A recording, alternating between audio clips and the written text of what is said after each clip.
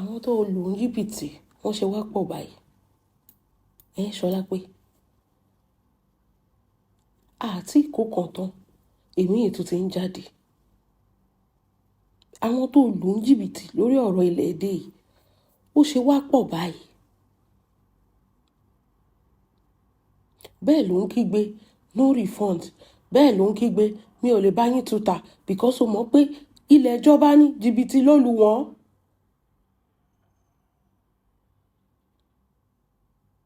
ṣó ò tí bẹ̀rẹ̀ different people ti ń drop receipt drop gbogbo ẹ̀. This is not about one person. This is like multiple different people. Kìdẹ̀ tún ṣe pé California nìkan àwọn tó ti lù ú jìbìtì tẹ́lẹ̀ àwọn yẹn náà tún jáde wọ́n tún gbé proof.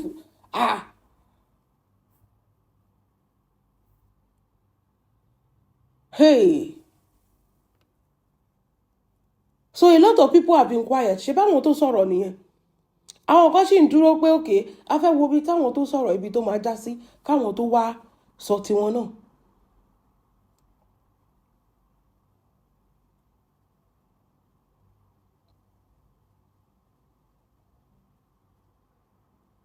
I keep looking.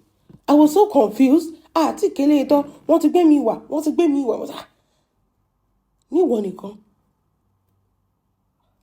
Ó burú o. Ṣọlá pé ó burú o.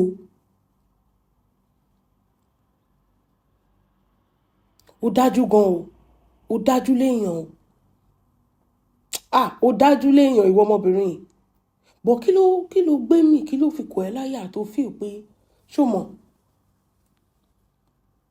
ìwọ ló máa jáde àwọn alágbájá wọn ṣe rere nílé ayé èmi nìkan tẹ̀lé you manipulation tó sọ pé wọ́n ṣe yẹn ìwọ fún ara ẹ gan ló ń ṣe because you already understand how social media works so wá wo lo weakness wọn yẹn òun náà ló fi bà tiwọn jẹ́.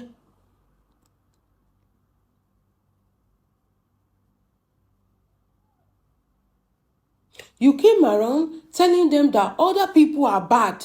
You are their savior. At the same time, ìwọ gan ló ń bà tiwọn jẹ́.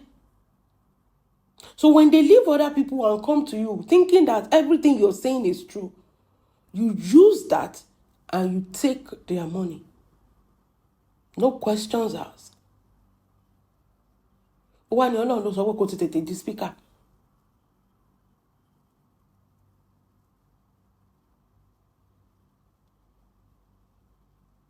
It's not about being a speaker.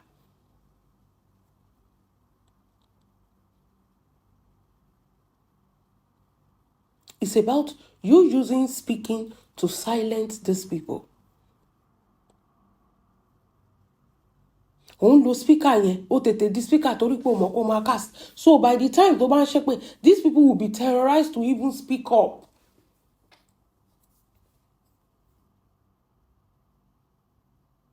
Ó tún gbé àwọn customer ẹ̀, ó tún gbé wọn ṣépè. If there is a dispute, kí ló dé tí wà tí wọ́n tẹ́ẹ̀jọ reason papọ̀?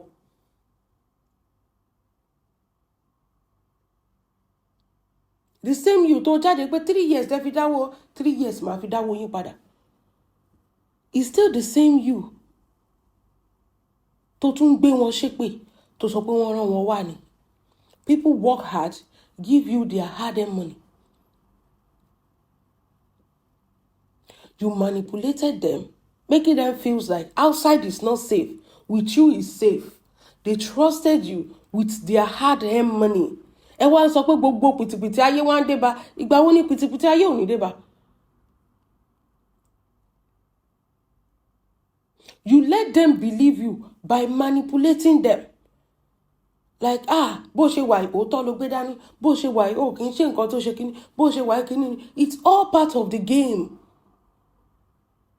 They think you can save them. Pé ó ṣáà lórúkọ celebrity ni. Wọ́n wá mọ̀ pé opportunist tó fẹ́ fi bà tiwọn jẹ́. Ó ṣáà fẹ́ bà tiwọn jẹ́ ni. Kò lè jà wá lólè náà. Ṣebí celebrity ni. Kò lè máa ṣe kíní kan. You turned to a speaker just because gbogbo eléyìí tó ń kígbe Ìyábọ̀ kì í ṣe Ìyábọ̀ ló ń bá jà. Gbogbo bó ṣe ń ṣépè fún Ìyábọ̀ technically or indirectly àwọn customer ó ń create panic sínú wọn so that ẹ bá fẹ́ gbin fẹ́kẹ́ ẹ̀rù máa bà yín pé ọmọbìnrin yìí máa bójú wa jẹ́ o, èèyàn tó máa ṣe báyìí fáwọn colleagues ẹ̀. Mo tẹ̀ gbọ́ tó sọ pé àwọn ọlọ́pàá ń wá ẹ̀. I don't know how true that can be. But tán bá tẹ̀ wá ìbò náà fẹ́ wá ẹ sí. If you say the furniture in your house is more than owó tó fi ralẹ̀, sell one or sell them and refund people's money. If you say your husband òun ló lówó jù ní Nollywood, ó yẹ kó lè tọwọ́ bàpò kówó yẹn fún ẹ so that all this ẹjọ́ wẹ́wẹ́ will not happen. But you know what you are doing.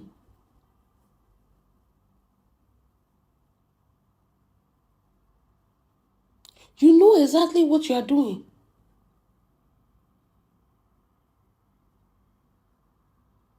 Kò lè gbá wa lóòótọ́ kò lè gbá yín ṣùgbọ́n ó lè talẹ̀ ìjọba fún yín. Ó ti gba gbígbà kan náà jù yẹn lọ torí ibi tẹ́yìn lérò sí ni pé ó máa gbówó wa sá lọ. Òun ò ní gbówó yín sá lọ. Ó máa kọ sí pé no refund ni o. But ó mọ̀ pé nǹkan tó ń tà fún yín ẹ̀yin gan ò lè fi ṣe anything. Ẹ lè fi dá nǹkan kan, ẹ lè fi kọ́ nǹkan kan.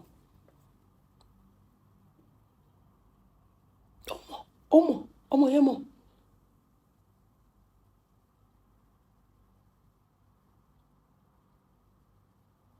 Gémà lọmọ yẹn, ó yẹ dáadáa. Ó mọ̀ pé ẹ̀yin gan ẹ lè fi dá nǹkan kan. Ẹ lè fi kọ́ nǹkan kan sí ṣe bí tẹ́ bá tẹ̀ mọ́ bí tílẹ̀ wà. Ẹ máa sọ pé ẹ fẹ́ lọ sórí ilẹ̀ yín. Ṣé ẹ mọ bí tẹ́ ẹ máa gbàdé bẹ́ẹ̀ ni?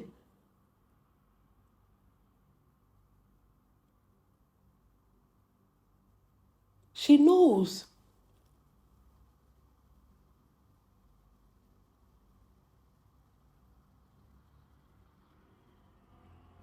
She manipulated. Welcome me to fracas tó sọ. Ó mọ̀ torí pé ó fẹ́ lu àwọn èèyàn jìbìtì. Ó mọ̀ sọ pé Ìyábọ̀ ni o, òun ló burú o, òun ló ṣe kinní kan o torí pé ó fẹ́ fi lu ẹ̀yin èèyàn ní jìbìtì.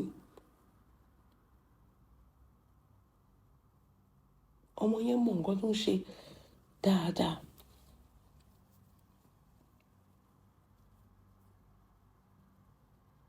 If you have enough, if you are a trillionaire, wàá dáwọ́ olówó padà. Nǹkan tó bá máa tàbùkù síyàn, tó máa tàbùkù sáṣọ èèyàn máa avoid it. But you don't care. You don't care.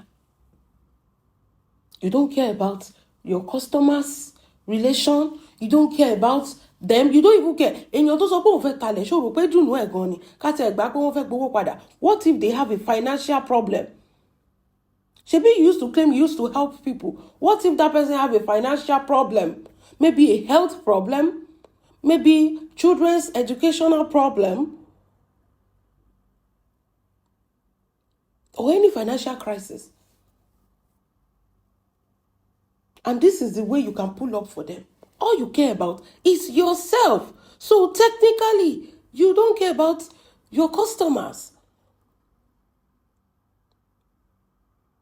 It's yourself.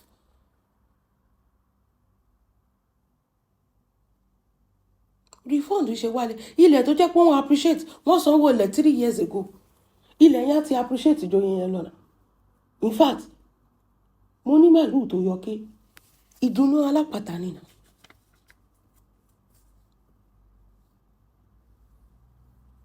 Ó wá ń pe àwọn èèyàn kó máa ṣe calling show. Kó máa pè wọlé. Madam ṣe kíní kan. Everything is staged. It's still part of the manipulation also. Everything is staged. Ṣé mọ̀ pé kì í ṣe àwa la lọ wọ́ àwọn èèyàn jáde. Ṣé mọ̀ pé ẹnu ara ẹ̀ ló fi wá sọ fún wa pé Ọlọ́run yọ òun tètè mọ̀ pé ilẹ̀ ìjọba ní California òun ò bá wọ gbèsè. Òun ló kọ́kọ́ sọ yẹn.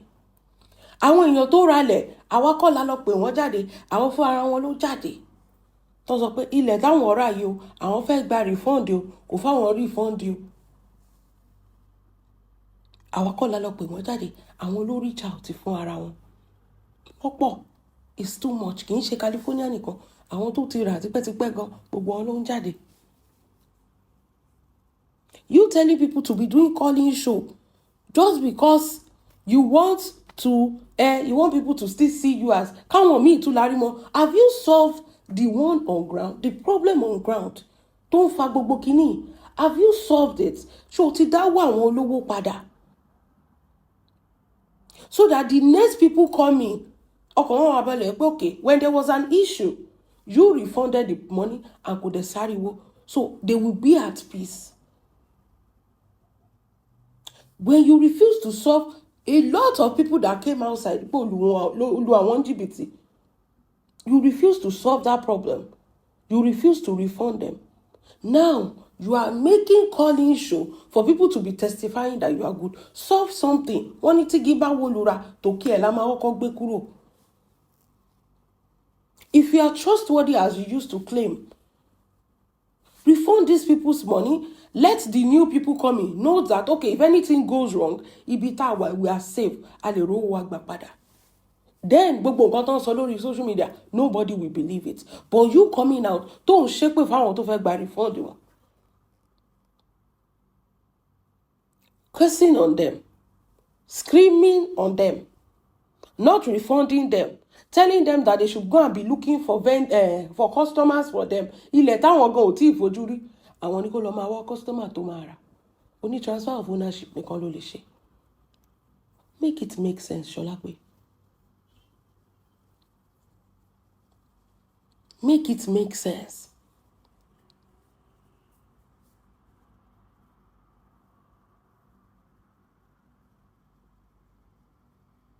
Ṣó ti jókòó, ṣó ti ro gbogbo nǹkan tó ń ṣe. Èèyàn kankan ò ní ìdá ti bà business ẹ jẹ́, ìwọ fún ara ẹ gan ló ń sabotage business ẹ.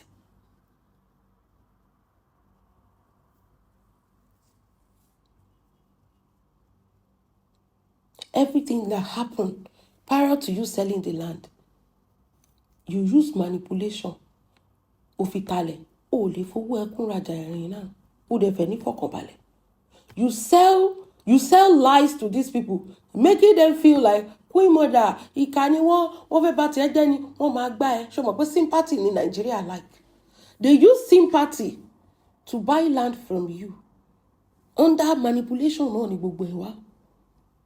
After ìgbà tó ti commit sínú ilẹ̀ yẹn, ó tún wá gbé another manipulation wípé Ìyábọ̀ ló rán wọn wá.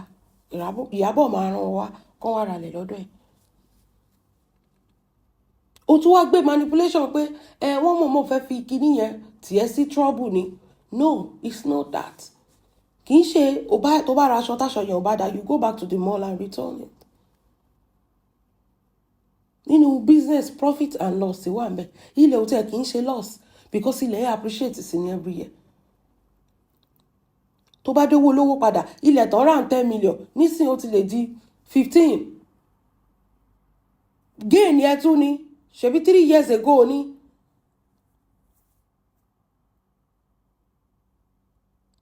Èèyàn tó fẹ́ fowó ṣe nǹkan, tó bá rí nǹkan tó fẹ́ ṣe, tó bá rí ṣe, tó bá lówó mi, á tún wá bẹ́ẹ̀, àǹtí, ẹ gbà owó ilẹ̀ lélẹ̀. Ibi tí mo ti mọ̀ pé Jibiti ti ń bọ̀ ni pé mi ì rí èèyàn tó ń talẹ̀ tó ní ẹ mú 5 naira yín wá, ẹ mú 10 naira yín wá, ẹ mú kíní yín wá. Ilẹ̀ tó bá tiẹ̀ máa fún ẹ ní wàá tẹ̀ sí kọ́kọ́ sọ down payment 50% nǹkan náà tó máa fi commit. Kì í ṣe pé 5 naira 10 naira wọ́n wá ń da sí ẹ lọ́wọ́ bí àjọ. Ìwọ tó ń gbowó bí àjọ, ìwọ ló sọ pé ò kì í ṣe bank. Ìwọ tó ń gbowó bí àjọ, tó sanwó ilẹ̀ di penny, ó mọ nǹkan tó ń ṣe náà. Ó rí bó ṣe sọ fẹ́ nìyẹn pé 3 years lẹ fi sanwó, 3 years máa fi dá padà. Ìwọ tó jẹ́ pé ìwọ ló sọ pé ẹ mú 5 naira yín wá, ẹ mú 10 naira yín wá, ó ṣe sọ gbogbo eléyìí kó tó di pé wọ́n commit pé tó bá sanwó for 3 years 3 years náà ni máa fi dá padà. Ìwọ ló dẹ̀ sọ pé kó máa mú 5 naira wọn, kó máa owó tó fi ń jẹ gúgú tó fi ń jẹ pa, kó máa kó fún ẹ. Do you see how manipulative bí ìwọ ọmọbìnrin yìí ṣe jẹ́? gbogbo ilẹ̀ tó ta ó ṣì ìrújú ó tún ti ń tà mí.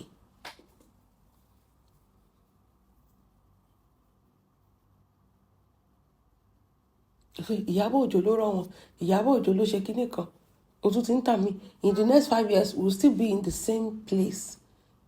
Wàá tún ti gbá another set of people, wàá tún máa kígbe Ìyábọ̀ Òjó. Wàá tún ti gbá another set, wàá tún máa kígbe Ìyábọ̀ Òjó. Isn't it obvious?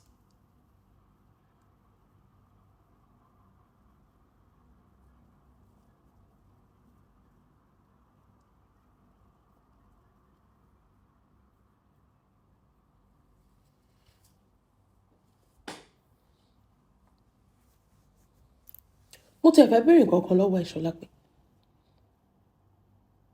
why are you not doing show in that your shops anymore? Ó máa ń sọ fún wa èèyàn tó ní shopping mall ṣóun náà kàn bí ààrẹ sí ìwọ tó ní shopping mall tó lè refund, èèyàn tó ní estate tó lè refund. Where are the shops tó ní àti mall àti shops? Why are you not doing shows in them anymore?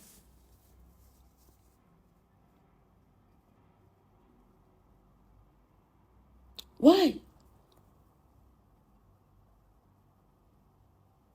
Tó bá tún sọ̀rọ̀ sí wá ní Ìyábọ̀ ló rán wọn wá, Ìyábọ̀ ló bá tiẹ̀ jẹ́, Ìyábọ̀ ló ṣe kinní kan. Kí ló dé tó ṣe show ní àwọn shops yẹn mọ́?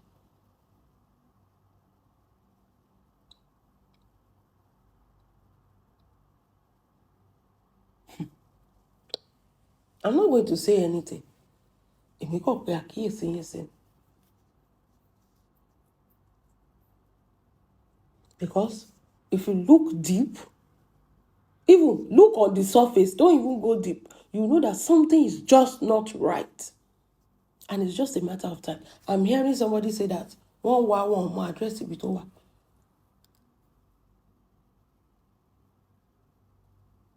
Court letter upon court. Well, owó yín tó ti fi ṣẹjọ́ ṣóun ló ti fẹ́ kó padà fún yín. Èèyàn tó jẹ́ pé court case na water. Owó yín tó fi ṣẹjọ́ ṣóun ló fẹ́ dá padà fún yín.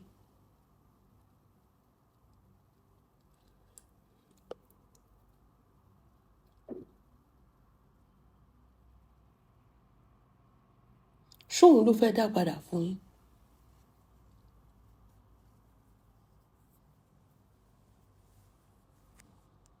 Anytime táṣìírí ẹ̀ bá ti tú, bàbá kígbe Ìyábọ̀ Òjó. Ìjọ tí wà tẹ́ni yẹn tẹ́jọ sanwó fúnra yín inú yín dùn báyìí. Tẹ́jọ gbà láàrin ara yín inú yín dùn. Tẹ́ ń já rìsíìtì fúnra yín. Ìyábọ̀ Òjó ò interfere. Ìgbà tó wá dàrú láàrin ẹ̀yin méjèèjì, wàá máa kígbe Ìyábọ̀ Òjó. It's another distraction. Torí pé o ṣàfẹ́ bayé àwọn èèyàn jẹ́. You want to appeal to them bí pé these people they are wicked, wọ́n ṣèkà fún mi. Kò sẹ́nibody tó ń ṣèkà fún ẹ Ṣọlá pé. Kò sí anybody tó ń ṣe anything fún ẹ. In fact, ìwọ gan ló ń ṣèkà fáwọn èèyàn nísìn. Ìwọ ló ń gbowó lọ́wọ́ àwọn èèyàn. Giving them false hope pé ilẹ̀ wà níbì kan. At the end of the day, wọ́n á lò 3 years, 5 years láti sanwó ilẹ̀. No refund. Tí ẹ lè tún ta gan fẹ́ anybody. Wọ́n ti ẹ̀ mọ̀ bí tílẹ̀ wà. Ó dẹ̀ ń gbà wọ́n.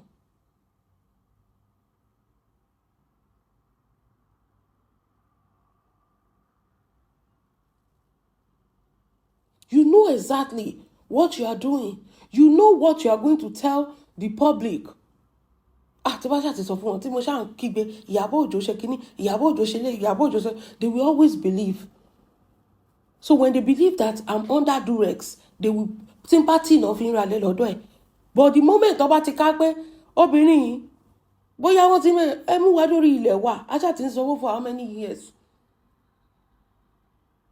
Lásán lẹ rò pé godmother jápa ni. Ṣé máa dúró èèyàn tó ti jápa lẹ́yìn Ṣọlá pé? Because irọ́ ṣe rí tí irọ́ bá lọ fógún ọdún ọjọ́ kan lóòótọ́ máa bá. Irọ́ yẹn ti pọ̀ jù. irọ́ tó ti gbélé àwọn èèyàn lọ́wọ́ bóyá àwọn godmother yẹn gan ti gbowó lọ́wọ́ wọn, ta ló mọ̀.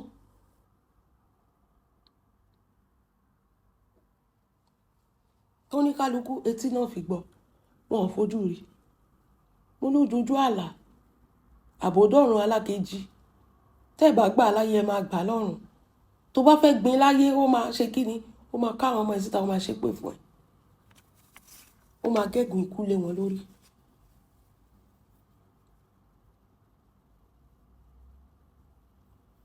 táṣìírí bá ti fẹ́ tú wọn máa kígbe Ìyábọ̀ Òjó. ìgbà tẹ́ ń gbà àtẹ́jọ́ ń gbà fúnra yín, tẹ́ ń jà fúnra yín, Ìyábọ̀ Òjó wà ńbẹ̀. ìgbà tó ń náwó olówó, Ìyábọ̀ Òjó wà ńbẹ̀. wáyé tó fi wá jẹ́ pé ìgbà tó kó dówó olówó padà, Ìyábọ̀ Òjó ni wọ́n máa kígbe wọn tó ti fẹ́ bà tiẹ̀ jẹ́. àwọn tó ń gbowó lọ́wọ́ wọn òun tún tí wọ́n ṣe ni, ṣé òun tún tí wọ́n ṣe. ẹ wò ibi báyìí lẹ ti máa gbọ́. ṣé mọ̀ pé èdè tó máa ń pè nìyẹn. ó ní ibi báyìí lẹ ti máa ẹ máa commit, ẹ sì máa commit.